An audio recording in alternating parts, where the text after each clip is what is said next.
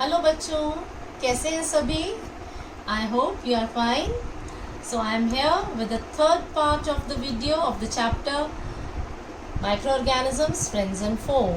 हमने microorganisms, types of microorganisms, microorganisms हमारे friends कैसे हैं, foe कैसे हैं, ये सब अभी तक 2 वीडियोज़ में देख लिया था.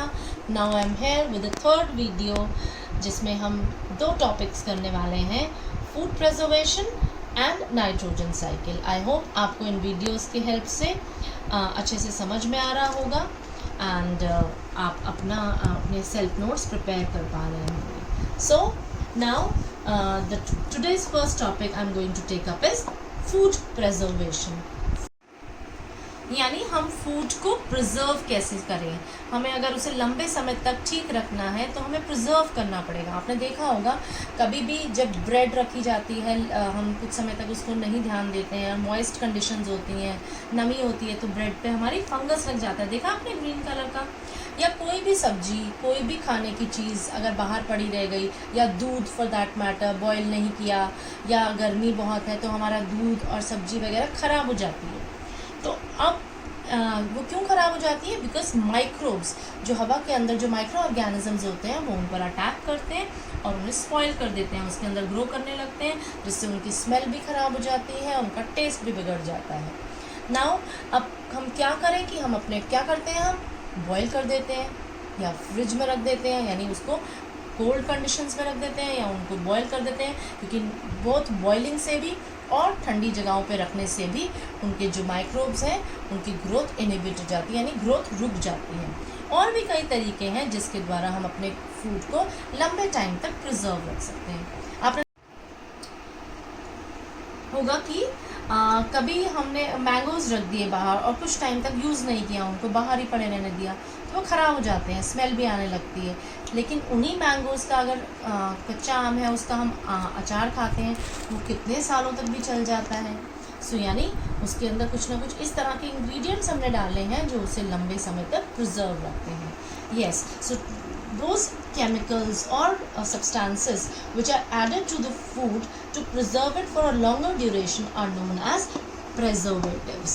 तो इन चीज़ों को, वो preservatives हमारे chemicals भी हो सकते हैं और हमारे कुछ common substances भी हो सकते हैं जिनको हम यूज़ करेंगे. तो हम सबसे पहले आज पढ़ने वाले हैं कौन कौन से ऐसे preservatives यूज़ करके हम फूड को लंबे टाइम तक प्रिजर्व रख सकते हैं. The very first preservative we commonly use is salt.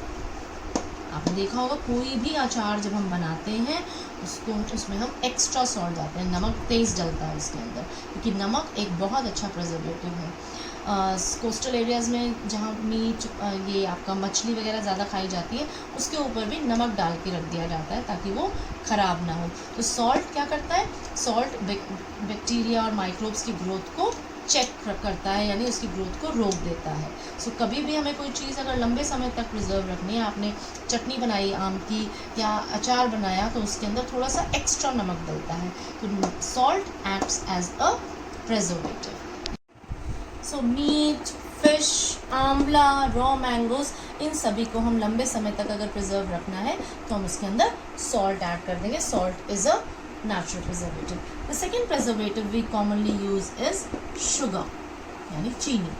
चीनी भी एक प्रिजर्वेटिव का काम करती है. आपके जैम्स, स्क्वैशेस और मीठी चटनी वगैरह जो होती है, जेलीज बनती हैं, उनके अंदर एक्स्ट्रा शुगर जाती है. वो शुगर भी यही करती है, शुगर मॉइस्चर कंटेंट को कम कर देती है, और मॉइस्चर कंटेंट कम हो जाता है तो बैक्टीरिया की ग्रोथ रुक जाती है. It inhibits the growth of bacteria और माइक्रोब्स. सो डिफरेंट हमारे जैम्स, जेलीज, स्क्वैशेस जो बनती हैं, आपने बाज़ार से स्क्वैशेस लाते हो या हम घर पे भी कभी आम पन्ना या स्क्वैश बना के रख लेते हैं, उन सब के अंदर हम शुगर का अमाउंट बहुत ज़्यादा डालते हैं. So sugar is also the second natural preservative that we can use. Third comes achar. तो आपने देखा ही है, कभी भी अचार के अंदर अगर तेल कम रह जाए, अगर तेल कम है, जब तक अचार जो हमारा तेल में डूबा हुआ है अच्छे से, तो वो ख़राब नहीं होता, आपने देखा होगा. लेकिन अगर उसके अंदर तेल कम है तो ऊपर के हिस्से में जहाँ जहाँ तेल नहीं है, ऊपर उसको फंगस लग जाती है. Fungus is a type of micro organism, वो अटैक कर देते हैं. लेकिन अगर तेल में डूबा हुआ है तो माइक्रो ऑर्गेनिजम्स उस एटमॉस्फेयर के अंदर ग्रो नहीं कर पाते। तो यहाँ पर जो ऑयल और विनेगर होता है ये बैक्टीरिया की ग्रोथ को इनहिबिट करता है, उनको ग्रो नहीं करने देता।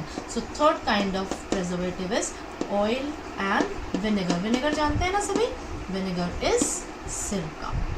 सिरके वाले प्याज खाए होंगे आपने। सिरके नींबू डालकर तो हम प्याज को नहीं रखते हैं, लेकिन सिरके वाले प्याज को आप मर्तबान में बंद करके बहुत लंबे समय तक भी रख सकते हैं, because vinegar acts as one of the preservative. Oil भी हमारे पिकल्स वगैरह में एक्स्ट्रा ऑयल जाता है, जो कि हमारे, और कोई भी चीज़ आपने ये भी देखा होगा, किसी भी चीज़ को अगर हम तल लें, कोई सब्जी भी है अगर हम उसे अच्छे से तला हुआ है, लाइक करेला हम खाते हैं, या कभी हमें बाहर जाना होता है सफ़र पे, हम पूड़ी ले जाते हैं, पूड़ी जल्दी नहीं ख़राब होती बिकॉज वो अच्छे से फ्राइड होती है ऑयल के अंदर। लेकिन अगर फ्राइड नहीं है वो चीज़ जल्दी ख़राब हो जाएगी। So oil and vinegar they also act as chemical, act as natural preservatives. Now ये तो हमारे नेचुरल प्रिजर्वेटिव्स आ गए। अब हम बात करते हैं कुछ केमिकल्स भी डाले जाते हैं। So that is fourth is the chemical method. अभी हमने देखा कि सॉल्ट, शुगर, ऑयल, विनेगर, इन चीज़ों से बैक्टीरिया और माइक्रोब्स की ग्रोथ रुक जाती है।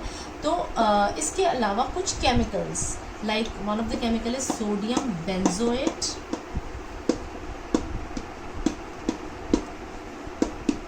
and the other is sodium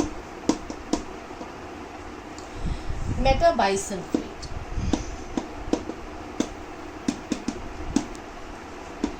कभी भी आप केचप, स्क्वैशेस, जैम्स जो बाहर से हम लाते हैं, अगर आप उनके इंग्रेडिएंट्स पे गौर करेंगे तो आपको ये केमिकल्स लिखे हुए नज़र आएंगे। और these chemicals are acting as preservatives. ये केमिकल प्रिजर्वेटिव्स हैं, जो केमिकल्स, ये वो केमिकल्स हैं जो हमारे उन चीज़ों को, उन फूड आइटम्स को लंबे समय तक ख़राब नहीं होने देते, यानी कि बैक्टीरिया को या माइक्रोब्स की ग्रोथ को इनहिबिट करते हैं। So natural preservatives, sugar, oil, salt, vinegar, और केमिकल मेथड्स में आ जाए तो आपको ये दो नाम याद रखने हैं। अक्सर पेपर में 1 मार्क क्वेश्चन पूछा जाता है, name any chemical that helps in preserving food, या name a chemical preservative. So the chemical preservatives are sodium benzoate and sodium metabisulphite. Now another method is hot and cold treatment. ये मैंने सबसे पहले ही आपको भी बताया था। नॉर्मली हम घर में यही करते हैं, hot and cold treatment. Like अगर हमें दूध को लंबे समय तक रखना है, कच्चा दूध नहीं रखा जाता, हम हमेशा दूध को लाते हैं, पहले बॉईल करते हैं। और कोई सब्जी है बच रही है, आटा है बच रहा है, हम क्या करते हैं, उसे रेफ्रिजरेट कर देते हैं, फ्रिज के अंदर रखते हैं। यानी बॉइलिंग, अगर हम उसे बॉयल कर दें तो बॉइलिंग बैक्टीरिया की ग्रोथ को रोक देगी, बैक्टीरिया को किल कर देती है। और बहुत हॉट टेम्परेचर और बहुत कोल्ड टेम्परेचर्स माइक्रोब्स को ग्रो नहीं करने देते। तो इसी को कहते हैं हॉट एंड कोल्ड ट्रीटमेंट। इसी हॉट एंड कोल्ड ट्रीटमेंट में आता है एक word, pasteurisation. This pasteurisation is a technique जिसमें मिल्क को हीट किया जाता है 70 डिग्री सेंटीग्रेड पर, 70 डिग्री सेल्सियस पर हीट करते हैं मिल्क को for about 15 to 30 seconds heat करते हैं। और हीट करने के इमीडिएटली बाद उसको चिल कर लेते हैं, यानी ठंडा कर देते हैं, और ठंडा करके स्टोर कर देते हैं। यानी पहले हीट किया, हॉट एंड कोल्ड एक साथ हीट करना है 70 डिग्री सेंटीग्रेड पे 15 to 30 सेकेंड्स, और हीट करते ही इमीडिएटली उसको चिल करके, यानी रेफ्रिजरेट करके, ठंडा करके एकदम स्टोर कर देते हैं। जो हमारा पैकेट्स में मिल्क आता है, आप अगर पढ़ेंगे उस पर लिखा होता है पैस्चराइज्ड मिल्क। सो ये ट्रीटमेंट दिया जाता है मिल्क को। इससे क्या होता है, उसके अंदर माइक्रोब्स ग्रो नहीं कर पाते। आपने लिखा होगा, देखा होगा, उसमें पैकेट पे लिखा होता है 2 दिन की टाइम लिखा होता है कि वैलिड टिल इतना टाइम, 2 डेज, मतलब आज लाए हैं तो 2 दिन तक चल जाएगा वो। अगर आप उसे बॉयल नहीं करेंगे तब भी वो चल जाता है। So that treatment is known as pasteurisation and this technique was discovered by, ये बहुत इंपॉर्टेंट क्वेश्चन है पेपर में आता है, लुइस पास्चर। लुइस पास्चर ने इस टेक्निक को डिस्कवर किया था, hot and cold treatment of milk. This technique was discovered by Louis Pasteur. So pasteurisation की डेफिनेशन आपको पता होनी चाहिए। Now the last method that we are left with, एक लास्ट सिंपल सा मेथड है air tight, use of air tight containers. तो सभी जानते हैं कोई भी चीज़ अगर हमें लंबे समय तक प्रिजर्व रखनी है, घरों में भी हम क्या करते हैं, एयर टाइट कंटेनर्स ले लेते हैं। एयर टाइट कंटेनर्स यानी जिनके अंदर एयर या मॉइस्चर नहीं जा पाए। जब एयर और मॉइस्चर नहीं जा पाएगा, बिकॉज एयर और मॉइस्चर की प्रेजेंस में माइक्रोब्स जल्दी ग्रो करते हैं, हमारी चीज़ें ख़राब हो जाती हैं, स्मेल आ जाती है, एयर पास हो जाती है, उनके अंदर एयर चली जाएगी। तो एक another simple method of keeping your things preserve for a longer times, कोई भी सूखी चीज़ें होती हैं उनको लंबे टाइम तक प्रिजर्व रखने के लिए हम उनको एयर टाइट कंटेनर्स में रख सकते हैं। So these were the common methods of food preservation जो आज हमने किए। हमने पहले किया salt, sugar, oil and vinegar, वो तीनों नेचुरल मेथड्स से। फिर हमने बात की केमिकल प्रिजर्वेटिव्स, जिसमें हमारा था sodium benzoate and sodium metabisulphide, जो हम यूज़ करेंगे एज केमिकल्स। आप उनको इंग्रेडिएंट्स में चेक भी कर सकते हो, चेक करिएगा ज़रूर कि ये नाम लिखे हुए हैं वो केमिकल प्रिजर्वेटिव्स हैं। हमारे किसी भी जो भी बाज़ार से सामान आ रहा है लंबे समय तक हम रख रहे हैं, वो उनके अंदर ये केमिकल ज़रूर डले हुए होते हैं। Then fifth was hot and cold treatment, जिसमें हमने पढ़ा pasteurisation. Pasteurisation is the treatment of milk, जिसमें मिल्क को पहले गर्म किया जाता है, फिर सडनली ठंडा किया जाता है और स्टोर कर दिया जाता है। And last method to preserve is use of air tight containers. तो इस पर पूरा क्वेश्चन भी आ जाता है, name few methods of food preservation, या list some methods how you can preserve your food. So this was the topic food preservation. Now we are left with the last topic, that is nitrogen cycle. Now the last topic of this chapter is beta nitrogen cycle. Nitrogen cycle means nitrogen का जितना भी amount हमारे atmosphere में है वो all the more constant रहता है, यूज़अप होती है, बनती है, and then it remains the constant. ये एक साइकिल की तरह दोबारा से वापस आ जाती है एटमॉस्फेयर में। ये कैसे होता है, now will study here. First of all you know nitrogen is an important constituent of air, और सबसे ज़्यादा परसेंटेज में होती है। It's 78% of nitrogen is present in the atmosphere. But इतनी ज़्यादा परसेंटेज में होने के बावजूद भी ना तो प्लांट्स और ना ही एनिमल्स डायरेक्टली इसका यूज़ कर सकते हैं। जैसे कि कार्बन डाइऑक्साइड का यूज़ प्लांट्स कर लेते हैं फोटोसिंथेसिस में, ऑक्सीजन का यूज़ प्लांट्स और एनिमल्स दोनों कर लेते हैं, एटमॉस्फेयर से उसको यूटिलाइज कर लेते हैं for respiration. But atmospheric nitrogen जो 78% में मौजूद होती है हमारे एटमॉस्फेयर के अंदर, ना तो प्लांट्स ना ही एनिमल्स उसको डायरेक्टली यूज़ कर पाते हैं। जबकि नाइट्रोजन जो है सभी लिविंग ऑर्गेनिजम्स का एक बहुत ही इम्पॉर्टेंट कॉन्स्टिट्यूएंट है। उनके प्रोटीन्स, उनके न्यूक्लिक एसिड्स नाइट्रोजन से बनते हैं। सो व्हाट हैपन्स, ये जो एटमॉस्फेरिक नाइट्रोजन को पहले फिक्स किया जाता है, और वो फिक्स कौन करता है? फिक्सिंग दो तरीके से होती है, या तो लाइटनिंग हो, यानी कि जब बिजली चमकती है एटमॉस्फेयर के अंदर, कभी आसमान में जब बिजली चमकती है तो वो लाइटनिंग के केस में एटमॉस्फेरिक नाइट्रोजन जो होती है वो कन्वर्ट हो जाती है नाइट्रोजन के कंपाउंड्स में और सॉइल के अंदर चली जाती है। This is called atmospheric fixation. पहला फिक्सेशन हो गया atmospheric fixation. This is also called physical fixation. ठीक है, लाइटनिंग के द्वारा जो एटमॉस्फेयर की नाइट्रोजन है वो नाइट्रोजनस कंपाउंड्स में कन्वर्ट होकर सॉइल के अंदर आ जाती है। दूसरा तरीका क्या होता है कि कुछ बैक्टीरिया होते हैं, like I have already told you, rhizobium bacteria जो रूट नोड्यूल्स में होते हैं, लेग्यूमिनस प्लांट्स की रूट नोड्यूल्स के अंदर होते हैं, या ब्लू ग्रीन एल्गा होते हैं, वो नाइट्रोजन को फिक्स कर देते हैं। फिक्स करने का मतलब है उसे नाइट्रोजन के कंपाउंड्स में कन्वर्ट कर देते हैं और वो नाइट्रोजन के कंपाउंड सॉइल के अंदर आ जाते हैं। Now this type of fixation which is taking place with the help of bacteria या blue green algae is called biological fixation. So हमने देखा दो तरह से एटमॉस्फेयर की नाइट्रोजन जो है वो फिक्स हो जाती है, या तो फिजिकल फिक्सेशन लाइटनिंग के थ्रू, या बायोलॉजिकल फिक्सेशन राइजोबियम बैक्टीरिया या ब्लू ग्रीन एल्गे के थ्रू। अब वो एटमॉस्फेरिक नाइट्रोजन के कंपाउंड्स में कन्वर्ट होकर सॉइल के अंदर आ गई। अब यहाँ जब वो आ जाते हैं नाइट्रोजन के कंपाउंड्स जो बन जाते हैं, यहाँ से प्लांट्स उसको इजीली यूज़ कर सकते हैं। सो वो नाइट्रोजन प्लांट्स उसको अपटेक कर लेते हैं, प्लांट्स के अंदर चली जाती है, प्लांट्स उससे अपने प्रोटीन्स बनाते हैं और अदर दूसरे कंपाउंड्स बनाते हैं। उन प्लांट्स को एनिमल्स खाते हैं, तो वो जो नाइट्रोजन होती है वो एनिमल्स के अंदर चली जाती है डायरेक्टली या इनडायरेक्टली। तो देखा हमने, यहाँ से जब वो कंपाउंड्स बन गए नाइट्रोजन के, तो प्लांट्स उसको लेंगे, वहाँ से डायरेक्टली ले लेते हैं प्लांट्स, उससे अपने प्रोटीन्स बनाते हैं। उन प्लांट्स को एनिमल्स लेते हैं, तो एनिमल्स के पास भी पहुँच गए नाइट्रोजन, वो भी अपने प्रोटीन्स बनाते हैं। नाउ जब एनिमल्स और प्लांट्स डाई हो जाते हैं, यानी कि डेड हो जाते हैं, तो जो उनका एक्सक्रीटा होता है, जो उनका डेड मैटर होता है और जो एक्सक्रीटरी मैटर होता है, वो नाइट्रोजनस वेस्ट की फॉर्म में आ जाता है, और वो नाइट्रोजनस वेस्ट दोबारा से सॉइल के अंदर आ जाते हैं। तो यहाँ से देखिए दोबारा आ गया, फिर सॉइल के अंदर फिर से आ गए, फिर से प्लांट्स उसे लेंगे, फिर एनिमल्स के पास जाएगा, एनिमल्स और प्लांट्स के नाइट्रोजनस वेस्ट होंगे, वो फिर सॉइल में आ जाएंगे। अब कुछ तो ये इस तरह से यहाँ साइकिल चलती रहती है। और जो बाकी जो नाइट्रोजनस कंपाउंड्स होते हैं, सॉइल के अंदर कुछ ऐसे बैक्टीरिया भी होते हैं जो इन नाइट्रोजनस कंपाउंड्स को वापस से गैसियस नाइट्रोजन में कन्वर्ट कर, और वो नाइट्रोजन फिर से एटमॉस्फेयर के अंदर आ जाती है, like atmospheric, in the form of atmospheric nitrogen.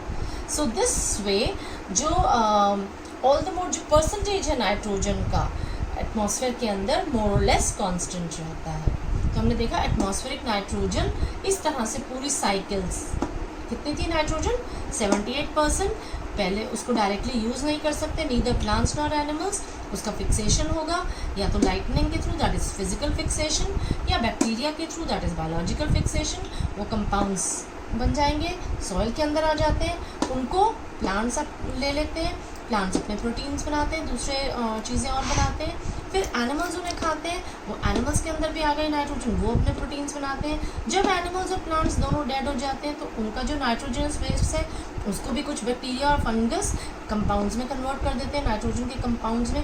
वो नाइट्रोजन के कंपाउंड्स फिर से सॉइल में आ गए, फिर से प्लांट्स लेंगे, और कुछ कंपाउंड्स को, कुछ बैक्टीरिया ऐसे होते हैं जो उन कंपाउंड्स को वापस से गैसियस नाइट्रोजन में कन्वर्ट कर देते हैं, और इस तरह से ये साइकिल चलता रहता है, and this is known as nitrogen cycle. This is very very important. ये पूरा डायग्राम आपको आना चाहिए, एक्सप्लेन करना आना चाहिए। वेरी इंपॉर्टेंट क्वेश्चन अक्सर आपसे पेपर में पूछा जाता है। सो ओके प्यारे बच्चों, now we have finished the chapter microorganisms friends and foe. 3 videos में ये हमारा चैप्टर कंपाइल हो गया। Hope you liked it. Virtual learning कर रहे हैं हम लोग, and I have tried to convey in the same way we used to study in the school, in the classroom. I hope आपको वीडियोस अच्छे लग रहे होंगे। आप अगर इसको ध्यान से देखेंगे, you can make your thorough notes also, and next chapter I let you know हम क्या करने वाले हैं। फिलहाल आप इस चैप्टर को अच्छे से समझकर अपने नोट्स प्रिपेयर करिए and solve the worksheets that will follow. Okay बेटा, स्टे सेफ, स्टे होम, घर पर रहें, सुरक्षित रहें, and will meet soon. Take care प्यारे बच्चों। Now the last topic of this chapter is beta nitrogen cycle. Nitrogen cycle means nitrogen का जितना भी अमाउंट हमारे एटमॉस्फेयर में है वो ऑल द मोर कांस्टेंट रहता है, यूज़ अप होती है, बनती है, and then it remains the constant. ये एक साइकिल की तरह दोबारा से वापस आ जाती है एटमॉस्फेयर में। ये कैसे होता है, now will study here. First of all you know nitrogen is an important constituent of air, और सबसे ज़्यादा परसेंटेज में होती है। It's 78% of nitrogen is present in the atmosphere. But इतनी ज़्यादा परसेंटेज में होने के बावजूद भी ना तो प्लांट्स और ना ही एनिमल्स डायरेक्टली इसका यूज़ कर सकते हैं। जैसे कि कार्बन डाइऑक्साइड का यूज़ प्लांट्स कर लेते हैं फोटोसिंथेसिस में, ऑक्सीजन का यूज़ प्लांट्स और एनिमल्स दोनों कर लेते हैं, एटमॉस्फेयर से उसको यूटिलाइज कर लेते हैं for respiration. But atmospheric nitrogen जो 78% में मौजूद होती है हमारे एटमॉस्फेयर के अंदर, ना तो प्लांट्स ना ही एनिमल्स उसको डायरेक्टली यूज़ कर पाते हैं। जबकि नाइट्रोजन जो है सभी लिविंग ऑर्गेनिजम्स का एक बहुत ही इम्पॉर्टेंट कॉन्स्टिट्यूएंट है। उनके प्रोटीन्स, उनके न्यूक्लिक एसिड्स नाइट्रोजन से बनते हैं।